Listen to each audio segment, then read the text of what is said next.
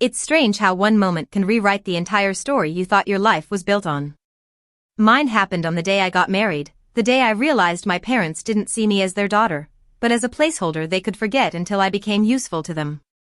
They skipped my wedding without a single apology. They didn't send a message, didn't call, didn't even pretend to care. But the moment they saw the $135,000 Porsche I bought for myself, suddenly, I was their daughter again. Their hypocrisy hit harder than any betrayal before. The morning of my wedding felt unreal, but not in the way little girls imagine. There was no dreamy haze, no twirling in front of a mirror while my mother fussed over my veil. No touching moment with my father about how fast I'd grown up. Instead, my phone sat silent on the counter, face down, as if mocking me with the absence of their names on the screen. I kept glancing at it anyway, like some part of me believed that maybe, just maybe, they'd surprise me. Maybe one text. One call. We're on our way. Nothing. My fiancé, well, husband now, Daniel noticed my quietness as I sipped the champagne my maid of honor handed me. Still nothing from them, he asked gently. I shook my head, keeping my smile steady. It's fine. They've always been like this. But that wasn't true. It wasn't fine. And they hadn't always been like this. They were much worse. Growing up, I was the daughter who didn't shine the way they wanted. Not as pretty as my sister, not as athletic as my brother, not as socially impressive as the family image they tried to polish. I was the background child, the filler child, the one they dragged along because leaving me behind would look bad. When I graduated college, they missed the ceremony because my sister might be coming down with something. She wasn't. She posted beach photos that day. When I landed my first job at 24, they didn't congratulate me. They congratulated my brother for making varsity. When I bought my first home, they asked why I didn't put it under my father's name for safety. And now, on the morning of my wedding, the pattern continued. My maid of honor, Lila, squeezed my hand. You don't deserve this, Jus. You never did. I swallowed the sting in my throat. I'm not letting them ruin today. And I meant it. I was determined to walk down that aisle with or without their approval, their presence, or their blessing. But I'd be lying if I said a small part of me didn't hope they'd show up last minute, breathless and apologetic, claiming they hit traffic or misunderstood the schedule. But that hope died the moment we left the bridal suite and stepped into the venue. They weren't there. Seats reserved for them sat perfectly empty, almost aggressively empty. And something inside me hardened permanently. The ceremony itself was beautiful as soft music, warm sunlight, and Daniel looking at me like I was the only person on earth. For a while, I let myself forget the empty chairs. I let myself feel the moment. When we exchanged vows, tears filled my eyes, not from sadness, but from gratitude. I was marrying someone who saw me, who valued me, who didn't measure my worth by status or comparison. But after the ceremony ended, reality returned like an unwelcome guest. People approached us in waves, congratulating, hugging, laughing. And every time someone asked, "Where are your parents?" a tiny blade twisted deeper into my chest. I had to repeat the same line over and over, they couldn't make it. A polite lie for an impolite truth. When the photographer began gathering family members for portraits, I excused myself. I couldn't stand there and pretend. I stepped around the corner of the venue and exhaled through trembling lips. Lila found me minutes later. You okay? Yeah, I lied. I just needed a breather. She didn't believe me, but she didn't push. We returned to the reception, trying to enjoy ourselves. And to some extent, we did. There were speeches that made us laugh, dances that made us cry, and moments that reminded me I wasn't alone, even if the people who should have been there chose not to be. When the night finally wound down, Daniel kissed my forehead. Let's head out. You've done enough pretending for one day. He was right. We walked outside toward the exit, surrounded by friends holding sparklers, cheering as we made our way to the car. A beautiful black Porsche 911 Carrera GTS waited for us, shining under the venue lights like a jewel. I bought it 2 months earlier to celebrate a milestone in my business, something I built without an ounce of help from my parents. I loved that car. Not because of the brand, not because of the price tag, but because it symbolized something my parents never gave me. My own success. Daniel opened the door for me, and for a moment everything felt peaceful. But peace has a funny way of being temporary. Because the next morning, everything would explode. The morning after the wedding, while Daniel was still half asleep beside me, I checked my phone, something I'd avoided doing the previous day. That's when I saw it. A photo posted by one of our guests. Me and Daniel standing beside the Porsche, sparklers glowing behind us. The car looked beautiful. We looked happy. The post was already gaining likes and comments. And among them, standing out like poison, were notifications from numbers I knew too well. My mother. My father. Not wedding congratulations. Not apologies. Just comments. My mother had written, "Is that your car?" My father added, "When did you buy a Porsche? That's yours?" Another text came directly to my phone. "Mom, Justine, call us ASAP." I stared at the screen, a cold, bitter laugh escaping me. Of course. Of course this was the moment they remembered I existed. Not when I walked down the aisle. Not when I said I do. Not when I started a new chapter in my life. But the second they saw a shiny six-figure car? Suddenly, they cared. Daniel woke to the sound of my laugh. What happened? I handed him the phone. He read the messages, eyes narrowing. Are you kidding me? Nope. I pulled my robe tighter around myself. Welcome to being married to the family that only calls when they smell money. The phone buzzed again. Dad, we're coming over today. Don't go anywhere. I nearly gagged. They didn't come to the wedding, Daniel muttered. But they want to come see the car? Apparently. They're not coming here. I shook my head, already exhausted. They won't take no for an answer. But Daniel took the phone from my hands, typed something, and pressed send. Daniel, do not come over. Yesterday was important. You chose not to be there. Respect that. Within seconds, my mother replied. Don't be dramatic. We had plans. But we didn't know you had a Porsche. We'll stop by at noon. And that was it. Not a question. A statement. They were coming whether we wanted them to or not.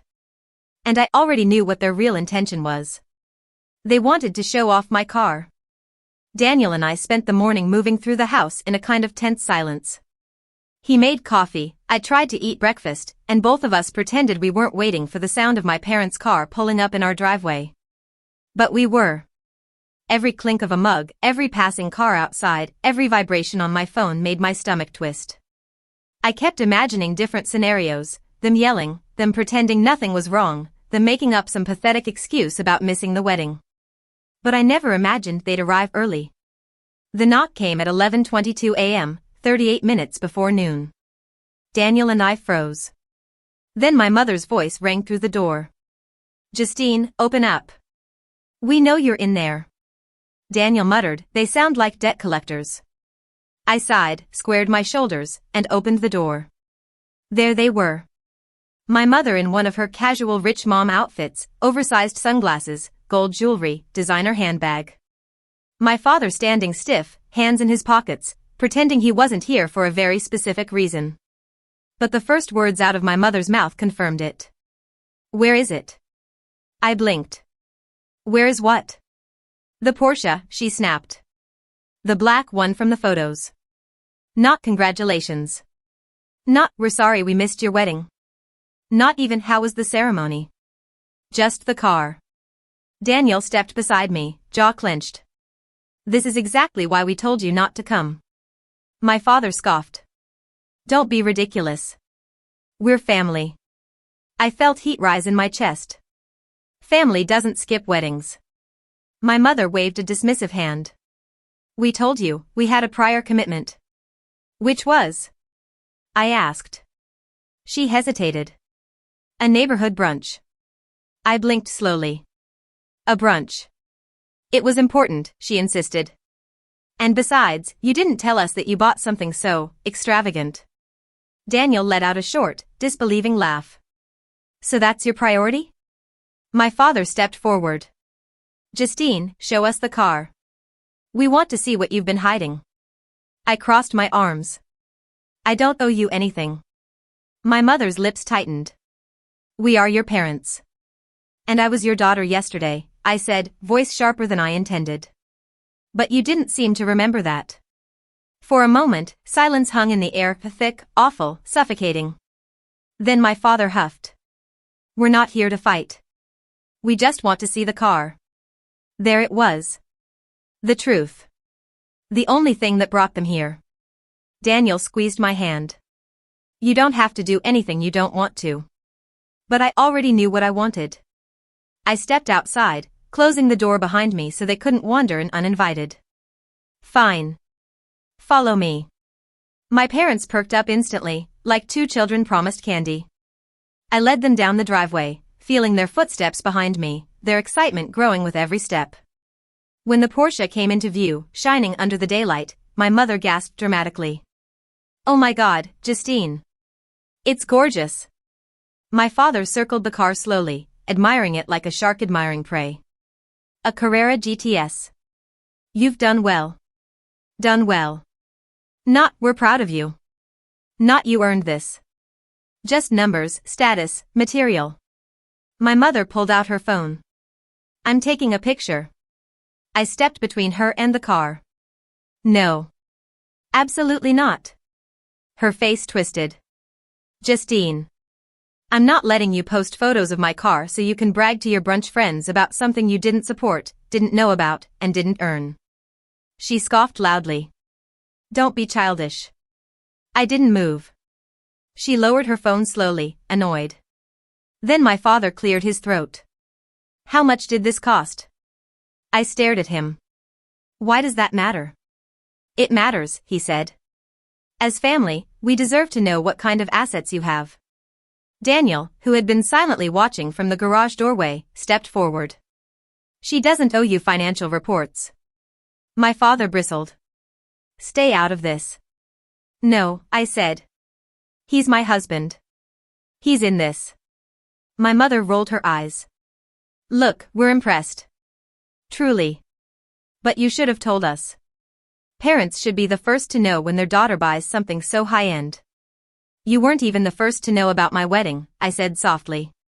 Why would you care about a car? Her expression faltered for half a second, before she recovered. The wedding was inconvenient timing. I stepped back, breath trembling. Please leave. What? My mother snapped. You came here for one thing, I said. You saw it. Now leave. My father scowled. We're not done talking. I am. Daniel stood beside me. Out. Now. My parents exchanged a look, a mix of offense, disbelief, and entitlement. Then, without another word, they walked back to their car, muttering under their breath. My mother glanced back one last time. You're making a mistake, Justine. Family is everything. I swallowed the lump in my throat. Not when they treat you like nothing. They left. And I felt something inside me crack open, quiet, painful, but necessary. For the first time in my life, I didn't chase them. I didn't apologize. I didn't shrink. I chose myself. They didn't stay gone for long. 2 hours later, my phone lit up with my mother's name. I ignored it. Then my father called. Then my sister. Then my mother again. Daniel frowned. They're not going to stop. I know. And then a voicemail came through. I hesitated before pressing play. My father's voice spilled out. Justine, your mother is upset. You embarrassed us today. You owe us respect. And we're coming back tomorrow whether you like it or not. We need to talk about the future of this family, and that includes your assets, your car, and what role we expect you to play. Daniel's eyes widened. Your assets? I felt my hands go cold. They think I owe them something. Daniel took my phone gently. They're wrong. I stared at the wall, feeling my heartbeat in my throat.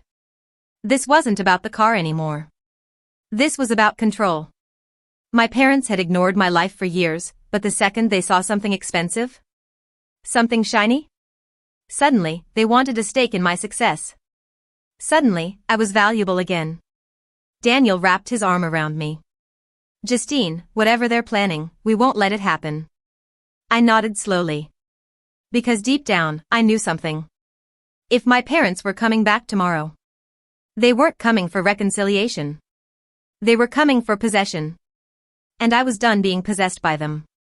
The next morning carried a heavy quiet, the kind that makes every sound feel sharper than it should. I tried to focus on work emails, but my hands wouldn't stop trembling. Daniel paced the living room, glancing toward the window every few minutes. Neither of us said it aloud, but we were both waiting for the inevitable moment my parents would show up again. At 10:07 a.m., it happened. A loud, abrupt knock rattled the door. Not a polite knock. Not even an impatient knock. A demanding one. Daniel muttered, "They're early again." My stomach twisted. "Just, stay close." I opened the door, and my parents pushed past me without asking for permission. They walked inside like the house belonged to them, like they were entitled to every inch of my life. My mother didn't even look at me first, she scanned the living room, judgment already forming in her eyes. "You redecorated. This is different." My father stood in the center of the room, arms crossed. "Sit down, Justine. We're talking." I didn't move. "You don't get to order me around in my own home." He exhaled sharply. "Stop being dramatic. We're here for a reason." Daniel stepped in.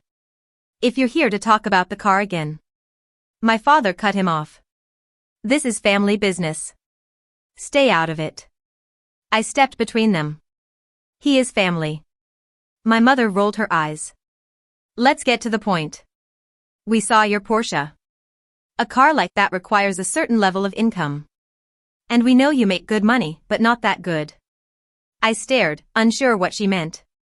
"What are you implying?" "You must have more saved than you're telling us," my father said. "And as your parents, we think it's time to discuss how your success benefits the family." Daniel blinked. "Are you asking her for money?"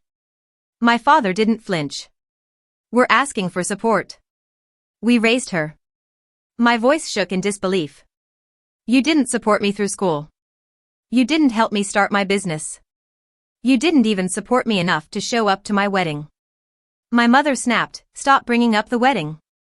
You're being childish." "No," Daniel said. "You're being manipulative." My father's jaw tightened. "Justine, you are part of this family. And if you have wealth, it should contribute to the household." "What household?" I asked. "The one you abandoned me from?" My mother scoffed. "You're ungrateful. We gave you everything." "What?" I whispered. "Name one thing." She opened her mouth, then closed it. My father stepped forward. "You bought something expensive. Now it's your responsibility to give back. We have bills, property taxes, commitments. You have a luxury car." Something inside me snapped. "That car is mine. I earned it. And I don't owe you a cent." My father raised his voice. "You owe us respect." Daniel stepped protectively in front of me. "Get out." My father glared at him. "You don't tell me what to do in my daughter's house." "It's our house," Daniel said. "And she is not your investment." My mother crossed her arms. "If you have money, you help your family. That's the way it is." I breathed shakily. "You are not my family. Not anymore." She blinked. "You don't mean that." "I do," I said, voice steadier than I felt. "You skipped my wedding for a brunch. Then showed up only when you saw a car. You don't get to claim me when it's profitable." My father pointed toward the driveway. "Then sell the Porsche if it's causing so much trouble." Daniel let out a cold laugh. "You are unbelievable." My mother threw up her hands. "Fine. Forget the money. We just wanted to take a nice picture with the car for the neighborhood newsletter. Especially after what the Hendersons posted last month." That line hit me like ice. All their anger, all their entitlement, all their sudden interest. It was never about me. Just competition.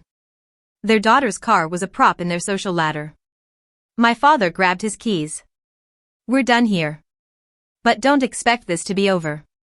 He stormed out. My mother followed, pausing only to say, "You'll regret distancing yourself from us." I whispered, "I already regret ever letting you make me feel small." She left, slamming the door behind her. The house fell silent. Daniel wrapped his arms around me. "I'm proud of you." But I wasn't proud. I was exhausted. Hurt. But also, strangely relieved. For the first time in my life, I stood up to them without backing down. And that changed everything. The next part felt surreal. My phone started exploding, vibrations non-stop, one after another. At first, I thought it was my parents again. But when I picked it up, I realized it was far worse.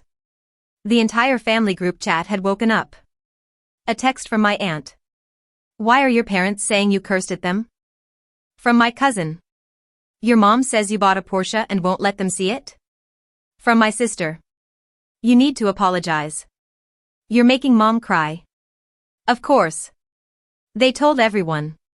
They spun a story.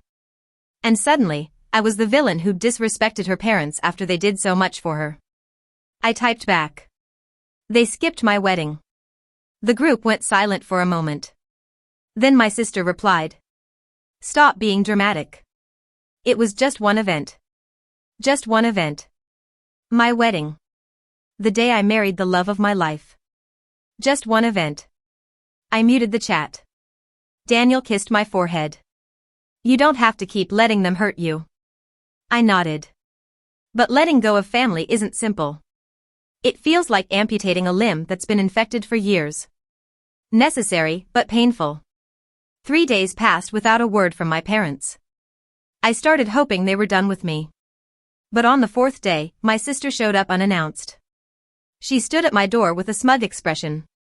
"Mom and Dad told me everything. You need to apologize. You embarrassed them." I stared at her. "They embarrassed themselves." She scoffed. "You think you're better than us now because you have a fancy car?" Daniel joined me at the door. "She doesn't think she's better. She's just tired." My sister crossed her arms. "Look, I'm here to offer a compromise. Let Mom take a photo with your car. She wants to put it on Facebook to shut Linda Henderson up." I blinked slowly. "You came all the way here for Facebook?" "It's important to her." I shook my head. "No." She rolled her eyes. "Whatever. At least let her ride in it. She wants to post a video." Daniel laughed in disbelief. "No." My sister snapped, "Why are you being so selfish? She gave you life." I stepped forward. "And what did she do after that?" "She skipped milestones. She ignored me. She belittled me. She made everything about herself." My sister opened her mouth to argue, but I cut her off. "No. I'm done. My parents don't get access to me, my life, or my car." Her expression hardened. "Fine. But don't come crawling back when the family stops talking to you." She turned and left. I closed the door. Daniel whispered, "You did the right thing." Maybe I did. But it still hurt. It's strange how a car, a simple, material object, ended up exposing everything I'd tried to ignore for years. My parents didn't miss my wedding because they were busy. They missed it because they never valued me unless I had something to offer. But standing up to them taught me something powerful. Love without respect isn't love at all. Family without support isn't family. I may have lost the people who raised me, but I gained something far more important, myself. And for the first time, that finally feels like enough.